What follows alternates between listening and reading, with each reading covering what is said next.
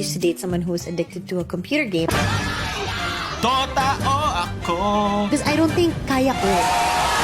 Uwi ka na. Di nila natapos. May buhay pa. Prioritize this game. Huwag ka na lang mag-jowa. Kundi wag na yan. Sige, tapo na natin lahat. Top 1 na hindi mo pa alam sa Minecraft. Ito naman ka diha, ay okay lang kag. Yan, sino nagsabing hindi ka piwo pwede pagsabayin ng jowa at gamer? Hayop ka! Musta yung mga ka-answer, ako nga pala si Paulo at ngayon dadaanan natin ng mga memes ngayong linggo kaya atin na agad simulan. Viles.r No! Samantha! Broken din yung kokote niyan eh. Hindi yan pure evil. Cool, okay yan. Broken yan. OP patch. Broken din. Literal. Evil. Pure evil. Bad ing, bad ending. Ayan. Chikiting. Hindi ko na maalala yung honor. Bad ending yan. Ano ko kolekta ng kasamaan? Leche sunod. Excited ka na maglaro? Ano ba to? Namamali ako ng sagot. Overthink? Sagot mo. Overthink malala. Larong-laro na ako. Anod? I'm okay. I'm fine. Gusto ko lang manood, kakarmahin ka. Nako, merong nanakawan. Sabi mo Netflix and chill, hindi nakakawin chill. Sa ilang ko yung scam ka. Balik mo yung bayad ko. Sino? Ilabas mo na yung pangalan. Drop mo na yung code niyan. Kailan ba ako magkakaroon ng sponsor magbibigay sa amin yan? Lagi lang si Diwata. Diwata, palitan mo na yung Paris Overload. Gawin mo ng Paris Overclock. So na... Tol, may kilala ka bang engineer na di mahal singil? Huwag na natin simula pre. Akin na yung kontrata. Akin na, pirmahan na natin yan. Ito yun eh. Let's transform the 0 square meter room into a fully functioning house. Liam has been collecting garbage in Shanghai for several years. Then, he bought a tiny space, less than 1 square meter. Here, Liam can only build upwards and has to curl up on the floor. Eventually, Liam reached his limit and decided to redesign it Basta like The this. Simpsons na Firstly, reaction. remove the Alam mo, posible to kasi merong AI eh. in Ito mga horizontal getong and script, vertical tsaka mga welding. geto audio. Using his last bit of savings, Sabi nila, di ba, he going buys upwards expansion lang. Eh, screws hindi naman to securely upwards attach the eh. frame to the wall. Papalabas outward eh. Friendly aluminum panels. Install luminous sheet, large, comfortable bed. Spacious Basta enough galing. for Liam and his girlfriend to sleep together. Replace the windows with exterior Nalagasi broken pala bridge yun eh. aluminum Alam mo, gusto ko kasi maglubid na kayo ha. Ang kinky ng bedroom na to. Wow! while lying in Si bed. Paulo yan Use ah. the groove doors underneath Pero for large ang sarap na underwear and tignan no kasi parang pantyhose. Tetris eh yung Install a ano, socket switch at the end of the bed for satisfying easy na access to turn off pumapasok the lahat. lights and charge devices. Ito yung kailangan Embed a ko. hidden water tank in the room. Nasaan na yung pinto? Puto yung bawa. Puto ba, ang natutulog yung Joe, tumatay ka lang doon eh. Ano gusto ko habang nagluluto mo yung tae? The countertop can be cleared to install a shower head, allowing Liam to shower while sitting on the Pwede kang maligo habang tumatae at kumakain. Puto sabay-sabay. both as a workspace Ang dami and a na nangyayari. dining Feeling ko table, pag nalaglag making ako it nito, very mamamatay ako. convenient Sa for dami eating, ng pwede mo studying, to. and working by the window. The table can also be stood up to save Wow, space. tama This is naman. the design of the coffin room. Oo nga, kasi para ka Compact but mamamatay. fully functional, ensuring Tama! every home Ako'y comfort is lilisan na! included, however small the Hanap na ako ng space. mga engineer at architect. Coffin Tapos room ito into naman a fully pahaba. function house. Nice, sige, After sayaw. 10 years of hard work, poor and single, little John finally saved Wow, enough saya money to naman. buy a house. After Liam's wife kicked him out, he took on 8 different jobs to survive. When he was exhausted, he'd sleep outside near the air conditioner. In just Nice. 3 months, he managed to save up $300,000. Or under the eaves. Loyal to his friend, Bakit na hypnotic ito panoorin? O nakatigil na natin to. Lagyan natin ng galvanized steel yan. Panoorin natin yung kumalat na video sa Sky Podcast regarding sa mga gamer bilang mga jowa. Ating panoorin. Used to date someone who was addicted to a computer game. Parang understood na if your boyfriend's into gaming, they will really spend less time with you. I'm sure Siguro yung word lang less time with you. Siguro they will not spend all their time with you. Kasi di ba meron naman mga jowa talaga na sip-sip doon sa leeg nung kanilang partner na wala sila sarili nilang pinagkakabalahan. Yung context kasi nito, galing kasi ito sa mas malaki pang podcast duration at may kita lang natin ito ay snippet. At least hindi natin maibigay dito yung buong konteksto ng video. so lucky that I never had to deal with that because I don't think kaya ko. And I feel like as a girlfriend perspective or wife perspective, very selfish. Feeling ko, if you want to spend most of your time there or if you prioritize this game, huwag ka na lang mag-jowa. Especially if naapektuhan na yung girlfriend mo or yung family mo or yung school mo. The thing lang with games, Ito sinabi niya kasi bias niya to eh. Sinabi na niya, di ba, galing sa kanyang ex sa dati niyang karelasyon. Siyempre, meron siyang bias dun. Maalala na naman niya yung mga bad experiences niya kasama nitong gamer na boyfriend niya dati. Pero hindi naman fair na ilalahat natin na porket gamer kaya wala ka ng oras sa iyong significant other. Marami na mga studies at theories regarding sa gaming, lalo na isa tong hobby na nakakatulong magtanggal ng stress. Pero di ba lahat naman ng sobra nakakasama eh. Sobra sa gaming, makakasama yan. Pwede makasira ng buhay mo yan, masira yung pag-manage mo ng oras, bakit syempre ng buhay mo. Huwag ka na lang magjowa. Yung sabi niya, huwag ka na lang magjowa para sa mga taong talagang wala na ibang oras kung hindi maglaro lang. Na hindi niya kayang tanggalin sa kanyang buong araw na hindi siya maglalaro. Especially if naapektuhan na yung girlfriend mo or yung... Ayun, yung naapektuhan na yung girlfriend mo. Sinabi ba natin sa ating partner, sobra na ba yung paglalaro namin? Kasi minsan ikaw syempre, bilang ikaw yung nasa driver's seat na gumagawa ng kasalanan, hindi mo alam na sumusobra na pala yung oras na binibigay mo o yung ito pinag-uusapang issue. Para sa akin, 1 hour or 2 hours of gaming. Rookie numbers! Taas pa natin. You're having a lot of fun. I don't think it's that. It's really knowing the things that you need to prioritize in your life. Pwede ka mag-prioritize sa maraming bagay, diba? Nasa galing mo naman yan. Nang porket, puro lang ako career. Eto, paano na to mga hobbies ko? Wag na yan. Sige, tapon na natin lahat. Wala na itong kwenta. Tapon na, diba? Yung mga iniipon ko na... Gago, nasira. Diba? Yung mga may sarili na rin ako hobby. Nangongolekta ako ng mga cards at future, magkokolekta na ako ng ibang mga toys. Kasi dati nasabihan din ako na ginagawa mo pag hindi ka nag-YouTube, di ka nag-record. Ay, di ko alam. YouTube. Tapos sinabi, ang boring mo naman, sabi sa akin. Kasi namulat yung mata ko. Oh, ano? Wala ko ibang inaatupag, wala ko ibang ginagawa. Diba? Besides doon. Kasi nag-focus ako doon sa YouTube at dito sa social media. Ang naisip ko lang, ba't hindi ko kayang pagsabihan? At nagawa ko nga. At in the end, masaya pa ako. Masaya ko na nga nagagawa na tuloy-tuloy pa rin yung ginagawa ko dito sa online presence at online footprint na iniiwan natin. Meron pa ako nakaka-enjoy ko pa. Well, mamaya ako na ayusin ulit pero meron yung mga binili ko mga figures, parang gano'n na rin. Hindi lang naman sa gaming yan eh. Kahit ano namang hobby, lahat masama kasi magastos yan eh. Diba? Something na mag-uubos ng oras mo at mapapasaya ka. Gano'n din yan dati sa gaming. Yung sinabi, diba, kaka-computer mo yan. Na ngayon, isa ang computer sa pinakamalakas na pwede pagkakitaan ng isang professional. Pwede mo pa ang gawin dito ay isali mo doon sa hobby mo, o diba, maganda pa nga doon, mag-compromise kayo. Siguro nale-left out yung partner mo pa naglalaro ka. Diba? Isama mo, maglaro kayo na It Takes Two. Ayun, masaya yun. Diba? Maghanap ka na isang game na may enjoy nyo pareho. Ang dami ba yan? May Overcook. Maraming multiplayer dyan. Huwag nyo nasubukan ng Dota o LOL. Baka lalo na masira yung relasyon nyo. Pati rin pala It Takes Two nakakasira din yung relasyon yan. Meron din kami niya. Kung gusto nyo ilabas ko, i-like yung live video. That you need to prioritize in your life. Yung sabi nitong prioritize in your life, hindi porket may iba akong ginagawa ay hindi kita priority. Diba? Napaka-dugas nung ganung pag-iisip. Na parang ako lang ako. Me, myself and I. Ako lang. Wala ka na ibang buhay kung hindi ako. Napaka-toxic nun. Kasi paano kung wala na? Sabihin natin mag-break kayo. Ano ng kulay ng partner mo? Ano ng personality niya?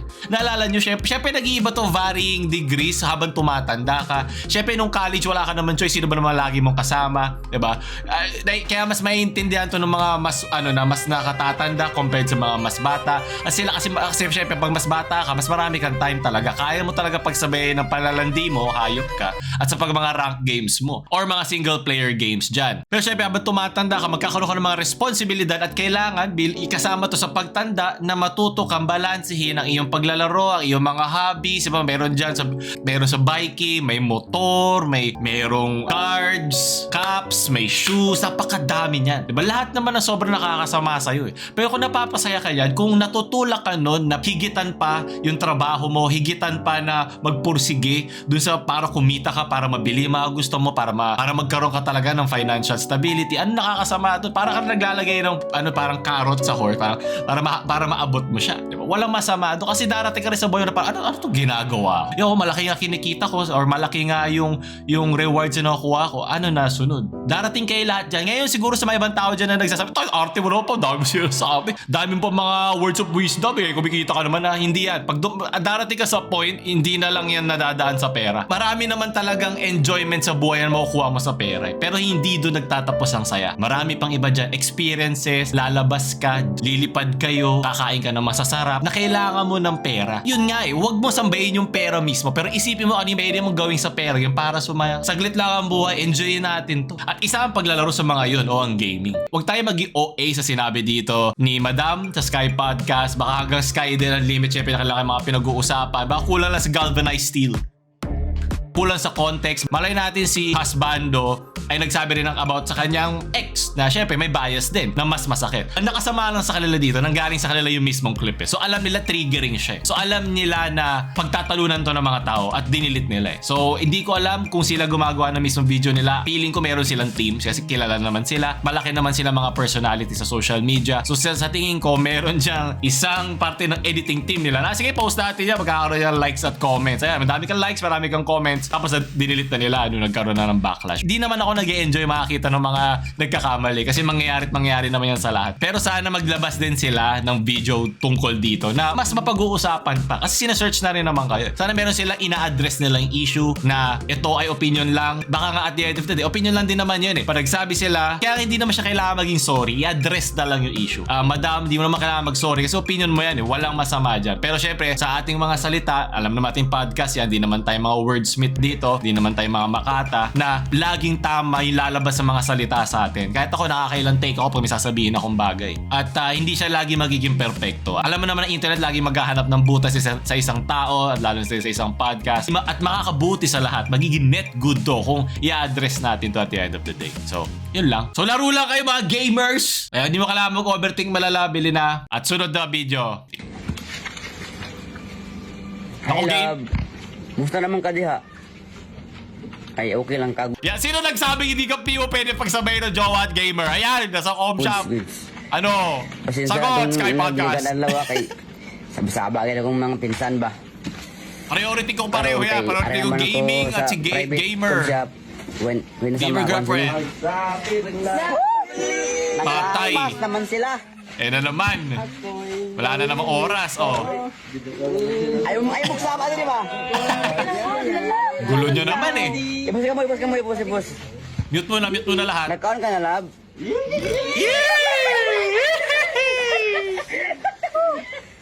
Sorry kita kay sabagin ni sila ba? Lagket na ba? I miss you. Ay mo!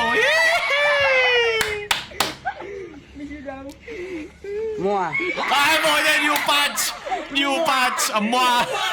Mogar! Kainis. Sunod, iwas ko, mapapacom shot ka na lang. Kapag sa iba ka tumingin, delete mo na yung profile mo, hayop ka. Galing sa StarCraft, di ba yung comsat? StarCraft nga. Kuya, out na po sa PC4, ay sa PC5 po pala yung bata sa PC4.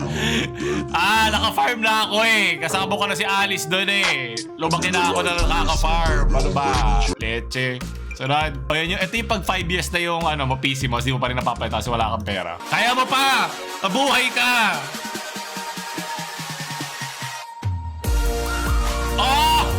Oh my God! Lahat ng budget na punta dun sa computer na yun. Ito tunay na gaming chair. Nice one! Very good. Ayun na nga, sabi ko nga sa'yo, it takes two. Behind every girlfriend who's trying to jump. Hindi to abot, no? Sabi ko rin. May something sa space eh, no? Nahihirapan sila eh. O di na sila lagi naglalaro. Wala kasi gamer girlfriend ko. Sunod. Uncle Iroh explains the 4 elements of game. Sige nga. Kunin na si Uncle Iroh sa Sky Podcast. Xbox is the element of community. The Xbox player base enjoys multiplayer games and have bonds that can last for years. PlayStation is the element of single-player games. They range from being cinematic to having great gameplay. PC is the element of freedom. PC gamers appreciate the most popular and niche titles. And the community has some really funny mods. Nintendo is the element of variety. They love to experiment and be innovative.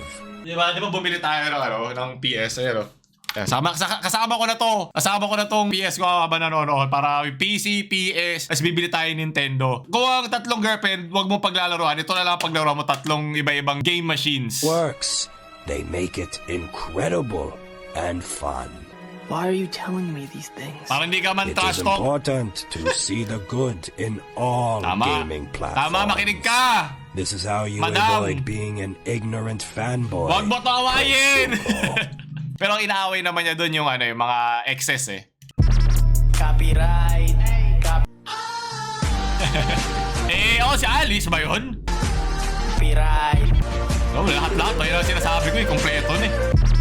New patch update, yung pambili mo na punta doon. Diba yun? Ito yung mga exaggerations, diba? Para maging joke. Hirap kasi ngayon, kailangan mo pa explain lagi yung joke eh. So yan, exaggeration. Yung pinagdaanan kanina ni Madam dun sa podcast, baka talagang hindi siya binibigyan kahit onting oras, diba? Kaya i-compromise yun lagi. Vengeful spirit.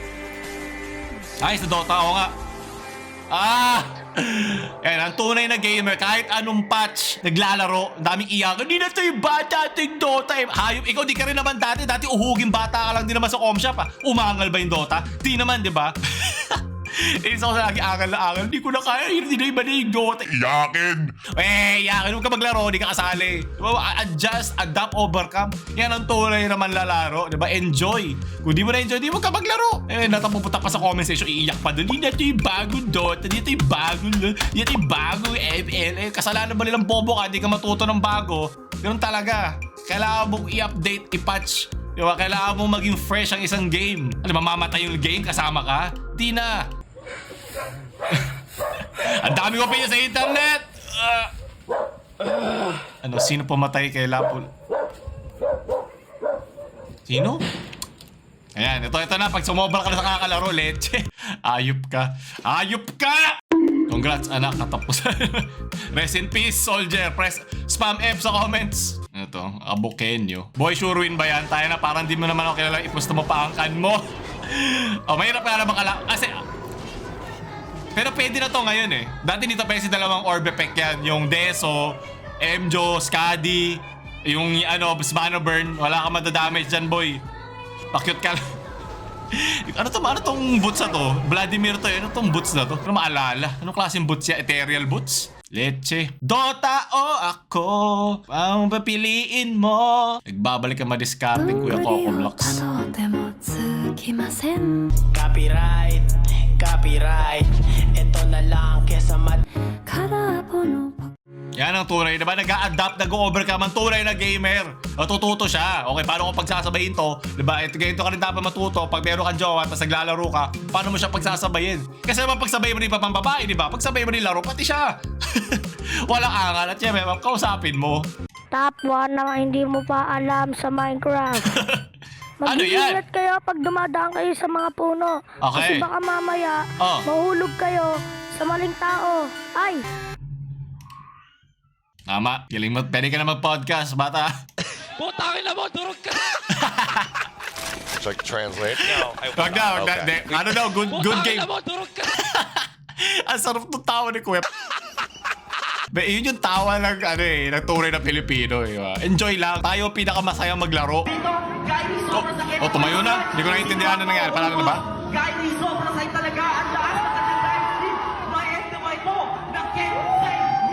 Ay na nga. Na-wipe sila. Ay, uwi na. Nako, naubos. Nako, dalawa na lang kayo. DJ na ba? Hindi. Nag-spawn sila mga tanga. Nauna trash talk, gago. Kinuha niya.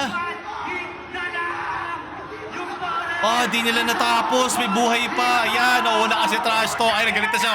Kasi nauna bibig. Bago kamay. Iyak. Di pa tapos. Pwede ko talaga. Nanalo nga ba sila? Kailangan ko ng context eh. Ito yun. So, pero nanalo din sila. Okay naman trash talk, diba? Pasiguraduhin nyo lang na kaya mong dalhin yung trash talk mo. Walk the talk, ika nga. Ako, mas ginaganalo ako mag-try hard pag tinatrash talk ako eh. Ewan ko, parang nasanay na ako sa abuso. Yan, tunay na Pilipinong gamer. Tunay na Pilipinong gamer. Ano yan? Puta, parang mga zombie na sa labas.